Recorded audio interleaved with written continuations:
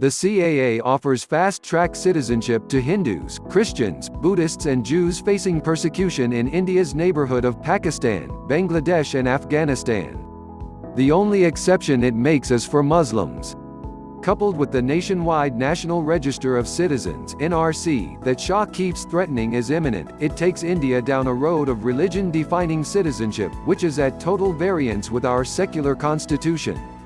A pyromaniac is defined by Merriam-Webster as a person who has an uncontrollable urge to start a fire. This seems a remarkable apt marker of India's Union Home Minister Amit Shah, the pilot of the deeply flawed Citizenship Amendment Bill (CAB), now in act, and earlier the face of the repeal of Kashmir, India's only Muslim-majority state's special status. The CAA offers fast-track citizenship to Hindus, Christians, Buddhists and Jews facing persecution in India's neighborhood of Pakistan, Bangladesh and Afghanistan. The only exception it makes is for Muslims. Coupled with the nationwide National Register of Citizens (NRC) that Shah keeps threatening is imminent, it takes India down a road of religion-defining citizenship, which is at total variance with our secular constitution. Shah is defiant in the face of Assam and the northeast of India burning. The army has been rushed into Assam and protesters are dying. The Modi government responded by cutting off the internet while Prime Minister Narendra Modi issued appeals to Assam's brothers and sisters, you've guessed it, on social media, where no one in Assam can see the appeal. This is a repeat of the chilling Kashmir copybook where for more than 4 months now the Modi government has imposed a lockdown and cut off communication. The New York Times has reported that India, the world's largest democracy, was responsible for 67% of the world's internet shutdowns last year.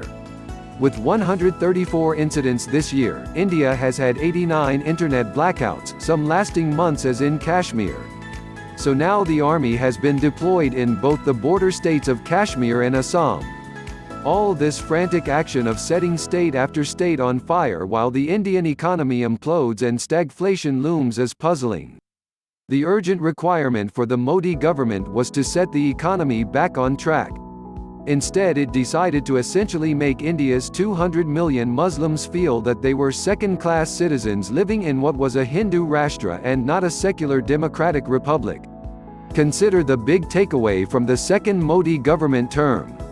First, triple talaq was criminalized, now banning the pernicious practice is an excellent move, but when no other community's divorce is criminalized, why single out Muslims? Next was the assault on Kashmir's special status and even taking away statehood, as Kashmir was reduced to Union territory status by the Modi government. The Babri Masjid judgment of the Supreme Court allowed a Ram temple to be built on the disputed site where Hindu extremist mobs had brought down the Babri Masjid. A community under siege. If this was not enough for a community coping with lynching and under siege of the NRC coupled with the CAA, this has signaled the Modi government's clear intent. The RSS, which is the mothership of the BJP and the head of the Sangh Parivar, has always had a view of India as a Hindu Rashtra, and Modi and Shah are the spearhead of the most ideological government India has had. But again, the simple principle of if it ain't broke don't fix would apply. Why did the Modi government do it? Well, for starters, for electoral traction in West Bengal, which votes in 2021 and has 42 Lok Sabha seats. Shah is looking to unseat the Mamata Banerjee government and is hoping that the CAA would set his EVMs ringing among the large population of refugee Hindus from Bangladesh. Assam, where organized resistance is being seen, has 14 Lok Sabha seats and will also vote in 2021. But the CAA is meeting resistance from people who describe themselves as natives and fear being swamped by outsiders, whether Hindu or Muslim, who will take away Assam's unique languages and features. Clearly, Shah was unprepared for the anger of Assam. West Bengal's Banerjee, Punjab's Amrinder Singh and Kerala's Pinarayi Vijayan have already said they will not implement what they describe as the unconstitutional CAA in their states. India is a federal union of states and Shah and Modi are trying to impose a unitary status. Expect a full fight back. So what next?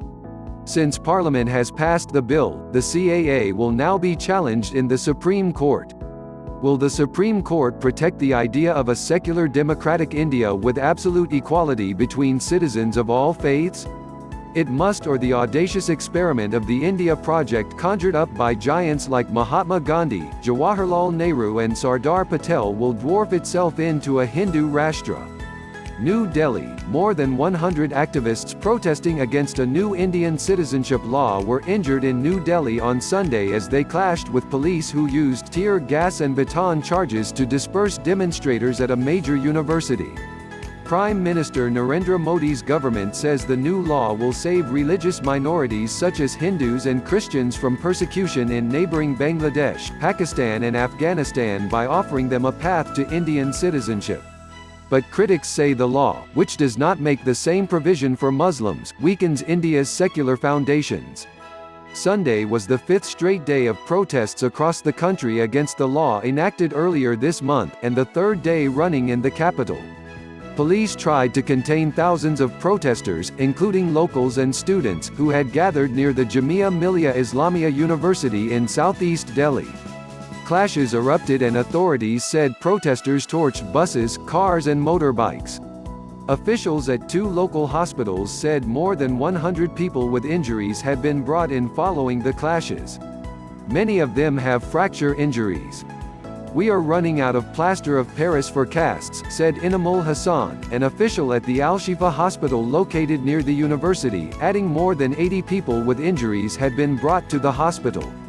A spokesman for Holy Family Hospital told Reuters partner agency ANI that it had treated 26 students suffering from minor injuries. Police stormed campus. Police resorted to baton charges and firing tear gas on the protesters to disperse them, according to a Reuters witness.